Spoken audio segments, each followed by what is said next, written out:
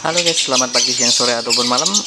Kali ini gua akan memberikan tips, yaitu tentang cara memilih lovebird PAUD yang prospek. Nah, kita lihat ini ada banyak sekali lovebird. Untuk memilih lovebird prospek, yang harus kita perhatikan adalah, yaitu yang pertama, kita harus memperhatikan bentuk fisik dan nanti dengan gerak-geriknya. Nah, apa aja sih poin-poin yang akan kita perhatikan? Yaitu yang pertama, kita amati dulu semua lovebird yang ada di opsi atau yang ada di pilihannya. Kita amati semua, kita amati dulu, jangan sampai ada yang cacat. Nah,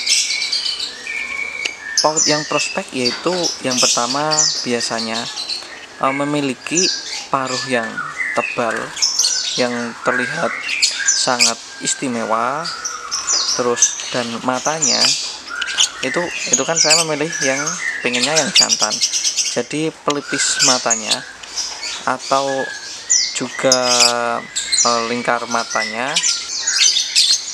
mata putih-putihnya itu yang tipis.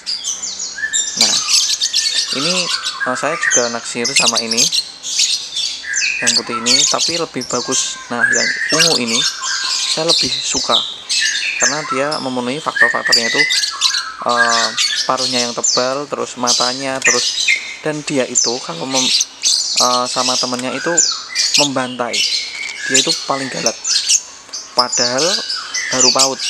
Nah, terus selain kita melihat dari paruh, mata, terus dari karakternya yang galak, membantai teman-temannya, kita juga bisa memperhatikan dari dia cara bertenggernya, itu dengan bertengger yang kuat. Dia bertengger yang kuat, terus mata dia tajam, bodi dia besar, dan dia makannya juga lahap. Nah, saya perhatikan ini lovebird dari tadi, saya perhatikan itu makan terus. Dia itu sangat fit kalau dilihat, sangat aktif dan sangat itu galak.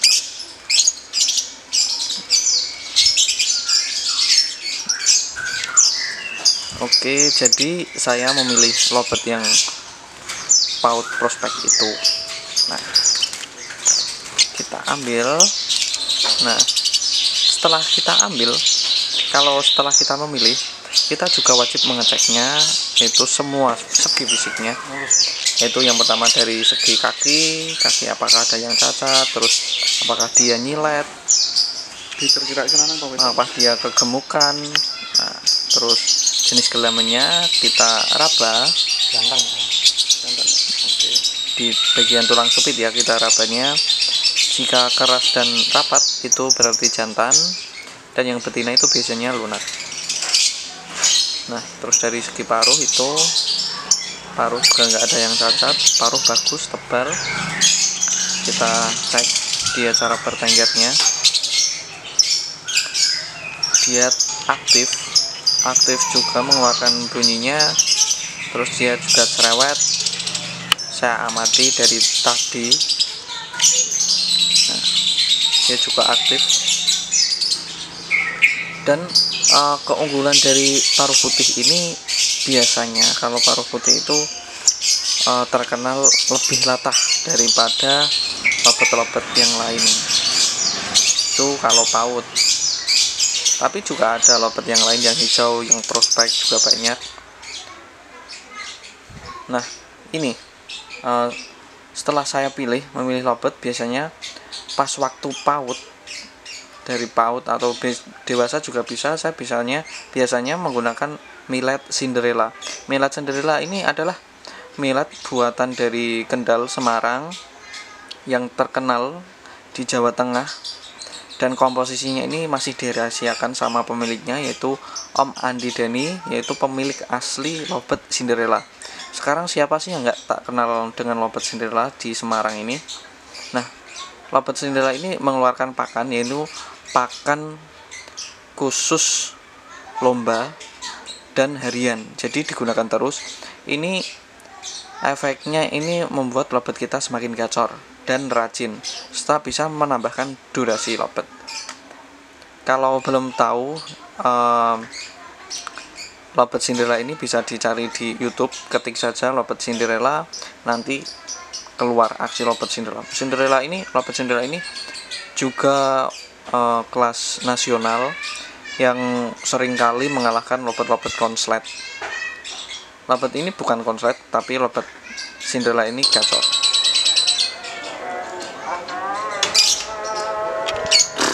Lobet Cinderella ini akan membuat lobet kita semakin gacor, bukan konslet, karena konslet itu menurut saya dasaran dari emang karakter burungnya. Terus jika ingin memesan lobet Cinderella ini, bisa di WA saja langsung dari pemilik lobet Cinderella, yaitu Om Andi Deni. Bisa hubungi WA 087 738 873 034. Nah, untuk yang tidak mau ribet di WA, bisa langsung saja pesan di Tokopedia, install saja di Play Store, langsung ketik saja Millet Cinderella gitu. Nanti ada. Mungkin itu saja penjelasan dari kami tentang cara memilih lobet paut yang prospek.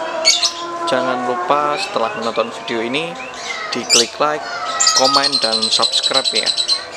Oke, bye bye, goodbye, sampai ketemu lagi.